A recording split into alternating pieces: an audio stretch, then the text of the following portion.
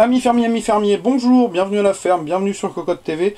Je continue aujourd'hui la présentation des claviers que j'ai reçus de la part d'Ardage, donc clavier d'import. Ce qui me permet au passage de corriger une petite bévue que j'ai réalisée lors de la première vidéo du Nopo noir. Ardage, c'est sur certains forums, sur Dextority, c'est plutôt Atarian, A-2-T-A-R-I-A-N, pour ceux que ça intéresse. Donc aujourd'hui, nous allons parler du ML87 de chez Plu. Alors Plu, tout simplement PLU, un constructeur donc chinois qui propose un clavier qui a une caractéristique que vous allez voir de suite. Hop, je pousse le plastique et le carton. Voilà, je jette un peu tout par terre. La caractéristique est immédiatement visible. Alors dans le bundle, un petit manuel qui précise des choses en chinois, mais en tout cas que l'on peut avoir le plus en bleu, en switch bleu, en switch marron, rouge et noir, ce qui est d'ailleurs la caractéristique de tous ces claviers d'import. Ils sont tous disponibles dans tous les switches qui peuvent exister. Je crois même qu'on peut avoir sur des switches blancs, mais je ne sais plus sur lesquels. En tout cas, il est possible d'avoir des switches blancs qui sont un peu spécifiques. Donc dans le bundle, je disais, le petit manuel, un port USB PS2, donc connexion USB pour le clavier, pas plaqué or. Voilà, nous sommes sur du switch marron ici. Donc comme vous le voyez, clavier compact, format Tenkeyless, donc sans pavé numérique. Un petit rappel brillant ici de la marque, Plu. Les flèches ici, le pavé scroll lock, etc. Les touches de fonction, les touches classiques. Bref, comme vous le voyez, rien d'exceptionnel, enfin peu d'options en tout cas. C'est juste du clavier destiné à jouer et à taper. Ce que j'apprécie beaucoup sur ce petit Plu, c'est le fait qu'il est white blanket. Je trouve que c'est une bien bonne idée. Vous mettez ça devant votre machine et en général, personne ne vient y toucher parce que pour se lancer là-dedans, il faut savoir taper correctement.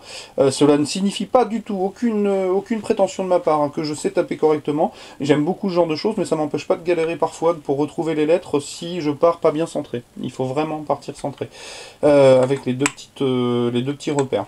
Voilà, donc chez Plu, ce qui est sûr, c'est que la finition est un poil en dessous, voire 2 poils en dessous de ce que propose Nopo.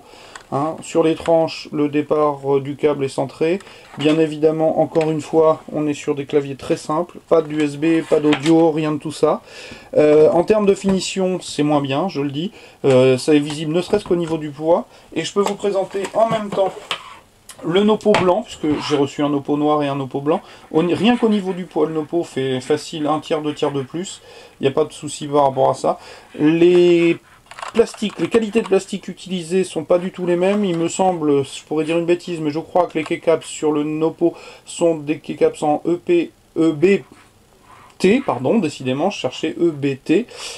Alors qu'ici, on est sur de l'ABS tout simple. Ça s'entend ne serait-ce qu'au niveau du bruit. C'est plus sourd sur le Plus, c'est plus joli sur le Nopo. Moi j'aime bien. Donc le Nopo en plus propose nettement plus d'options, à savoir quelques touches multimédia, un vrai pavé numérique ici, que l'on peut activer par le Numlock ici. On peut activer tout un tas de petites choses.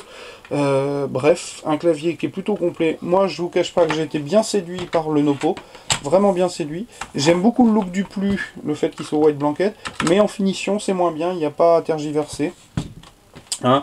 Sur le Plu, on n'a que de petites lettres qui nous indiquent si on a verrouillé les majuscules ou le scroll lock. Voilà. En dessous, hop, pardon, 2 petites pattes de surélévation, ça c'est classique. 4 patins caoutchouc pour éviter le dérapage. Et puis globalement, on a fait le tour du Plu. Donc sympathique au niveau du look par le white blanket. Moins bien fini que le Nopo ici présent. Donc des claviers qui, si vous intéressent, ne seront disponibles qu'en import. Pour l'instant, pas encore de présence sur le territoire français. Peut-être que ça viendra, on ne sait jamais. Je remercie une nouvelle fois Atarian de m'avoir permis d'obtenir ces claviers. Je vous en présenterai un qui est assez sympathique aussi, un KBC pour être clair. Voilà, donc des claviers qui m'intéressent bien. Je vous cache pas que je suis particulièrement séduit par le Nopo. Voilà. Donc je vous propose de retrouver le test écrit sur la ferme très bientôt. Le temps d'utiliser ces claviers et de les taper avec, tout simplement. Voilà, je vous remercie, à très bientôt sur la ferme.